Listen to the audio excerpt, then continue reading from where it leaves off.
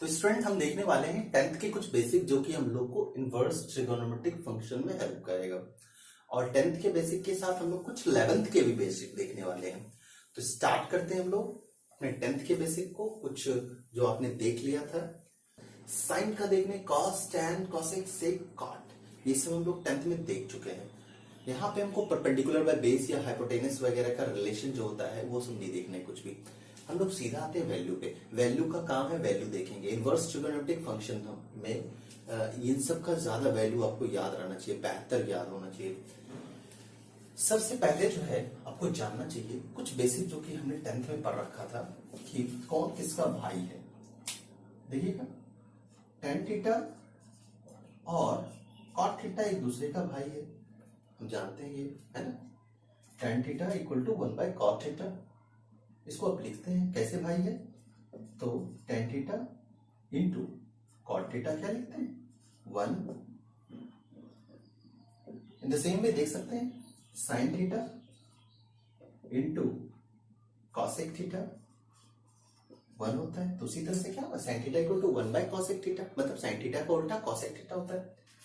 और in the same way cos theta into sec theta क्या होगा 1। इस तरह से देख सकते हैं, इस दोनों को मिला दो तो एक भाई बन जाएगा। cos थीटा sec थीटा हमेशा एक है ना, दोनों भाई है और दोनों भाई है इसलिए एक जैसा है, दोनों एक है हमेशा, है ना।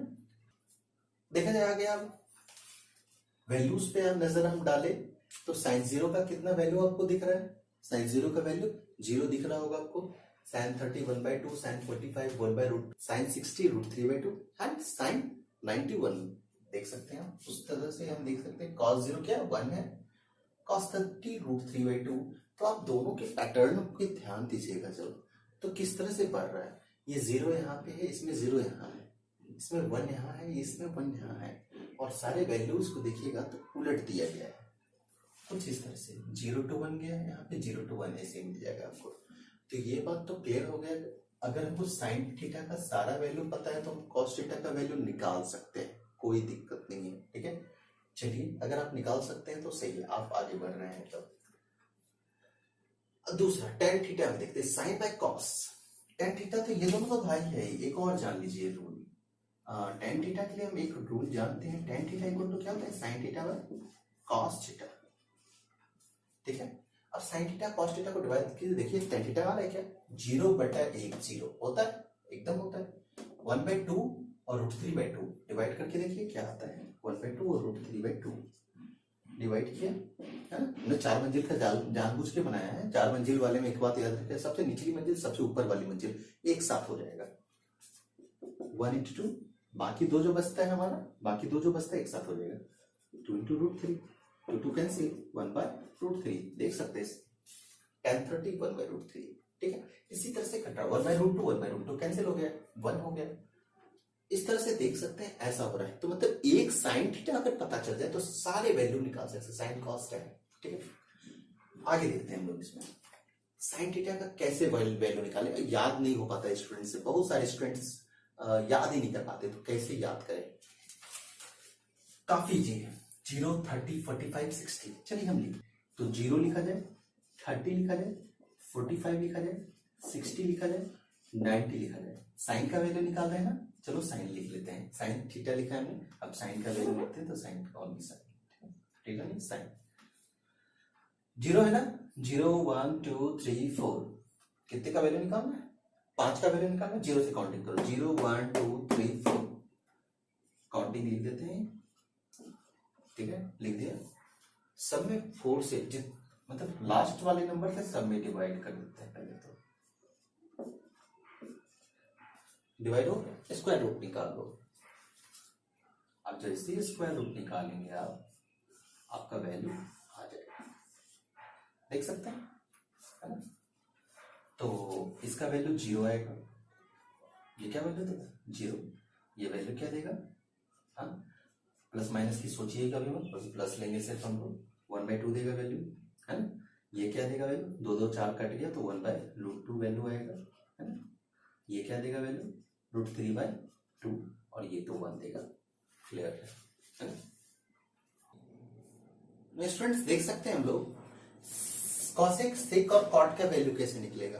तो देख सकते हैं आप, सेक थीटा और कॉसेक थीटा जो है दोनों एक दोनों भाई है, ठीक है।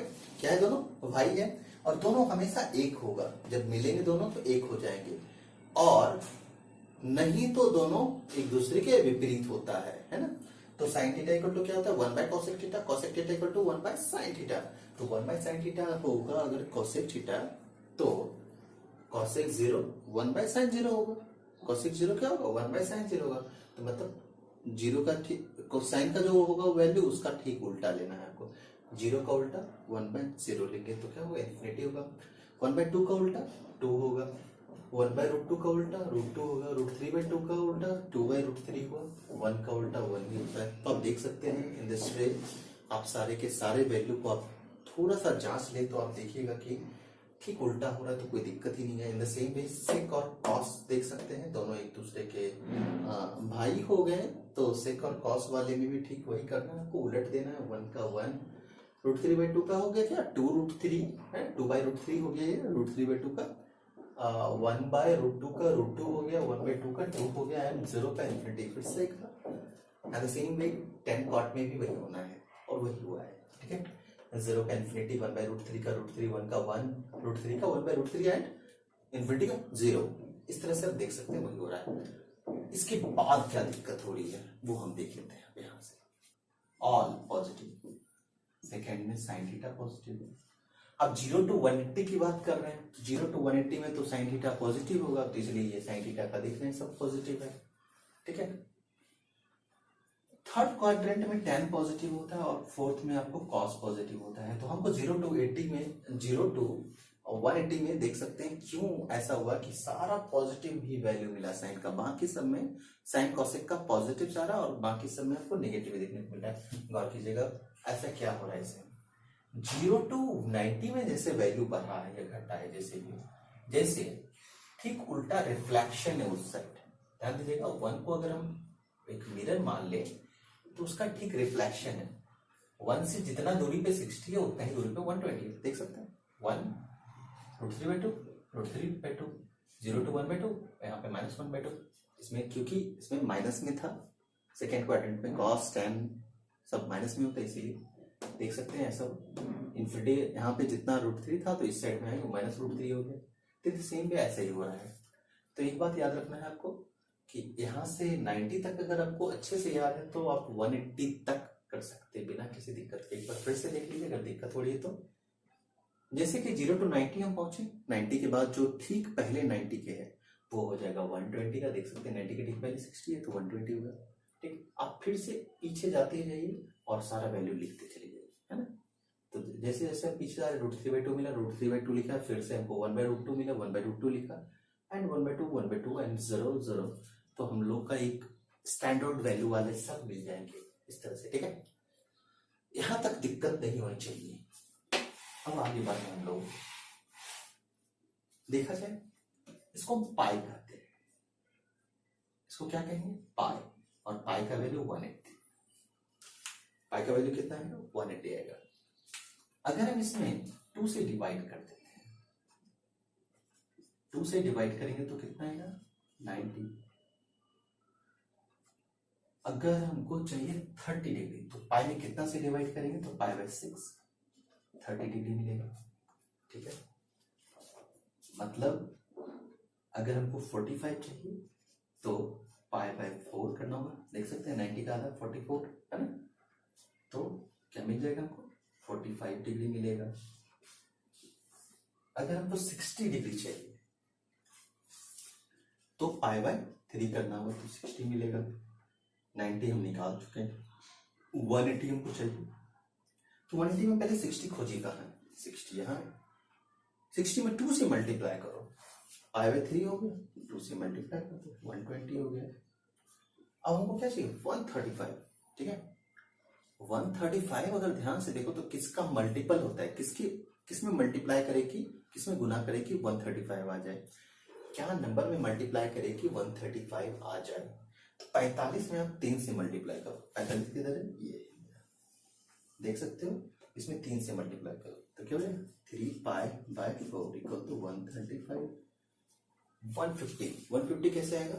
तो 30 फैक्टर 150, 30 पर 150, तो 30 देख सकते हैं, ये है 5/6, इसमें 5 से मल्टीप्लाई कीजिए, आपको आ जाएगा 150, और 180 तो दिया हुआ है।